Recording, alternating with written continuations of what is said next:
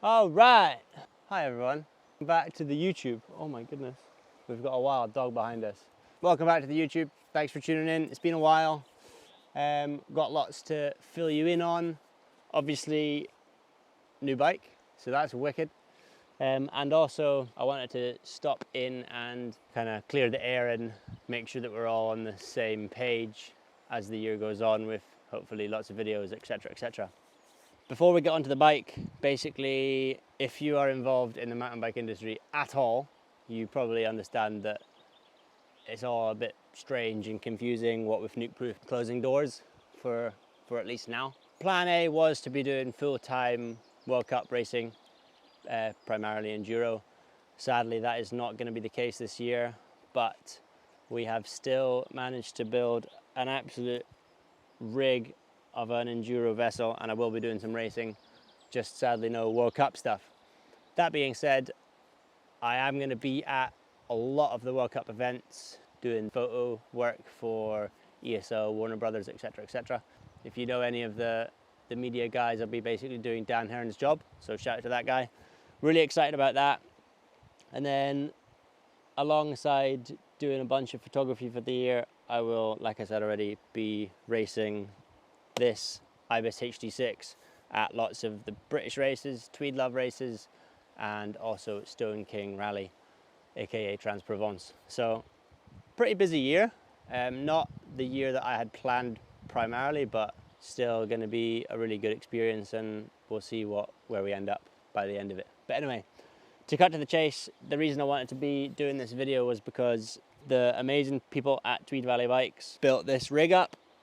So I thought I would give you a quick run through of the parts and the sponsors that I've pulled together to be able to let me race this year. We'll start with the frame. Ibis have kindly supplied us with a HD6, so it's their long travel enduro bike. From the moment I saw the bike on the World Cup circuit last year, it definitely caught my eye.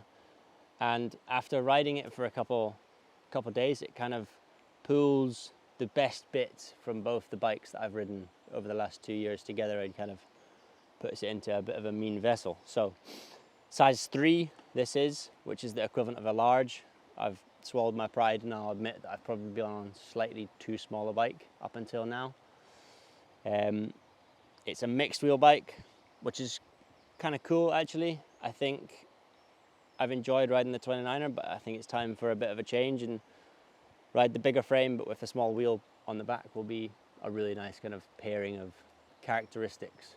I chose to stick a RockShox Zeb on the front because it's the fork that I'm pretty familiar with. I've ridden the fork for the last 2 years on the nuke-proof bikes, so I kind of know a ballpark place to start and get it set up, etc, etc. It's really reliable, so that's dialed.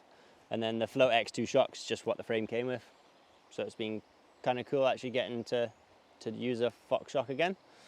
Absolutely no complaints, just took a little bit of time to get it dialed in. It's going to be an ongoing process. I'm going to be running Bergtech components again this year, so shout out to those guys. I've gone for a 35mm enduro stem, 35mm in length that is, and also a diameter for the bar. So a carbon ride wide enduro bar, cut to 730. Pretty standard for me. Got Bergtech grips and a Bergtech saddle. Pretty stoked to be on reserve wheels this year.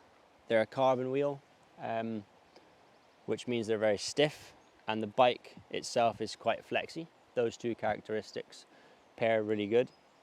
From first impressions, of what I've felt about the carbon rim is they just accelerate really, really fast. I basically fell in love with the T-type transmission last year. It's absolutely bomb-proof. I had no worries. I did one chain in a whole year, and the same mech lasted over 12 months. So we've put that on this bike again. It's an XX1 mech, and then the XO alloy cranks. They're a bit more bomb-proof than the carbon ones, and they're 165mm in length, so nice and short. Try and minimize any pedal strikes, etc, etc. Brakes are Hayes Dominions. The purple brakes look absolutely mint on the Parma Violet bike, which I'm into, so they're sick.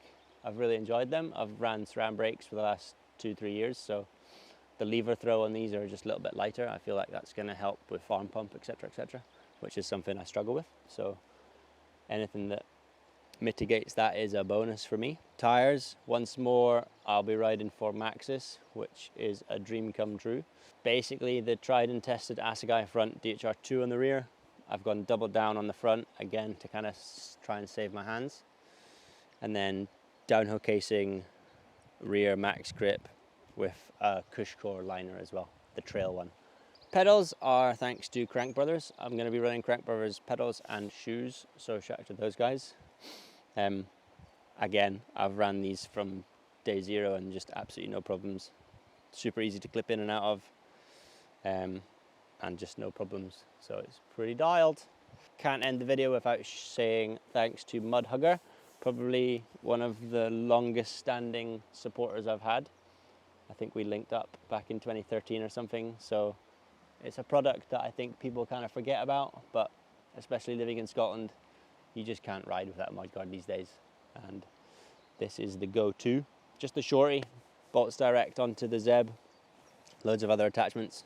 I bought a one-up dropper from Tweed Valley Bikes. It's the 210. I got super long legs, so that's pretty dialed. I think that's pretty much it. I am stoked to finally start doing some more videos. Thanks everybody for tuning in. There'll be more coming soon, I swear. And once more, thank you very much to all the supporters that have managed to get me this bike together and get me to the races. So we will see you very soon.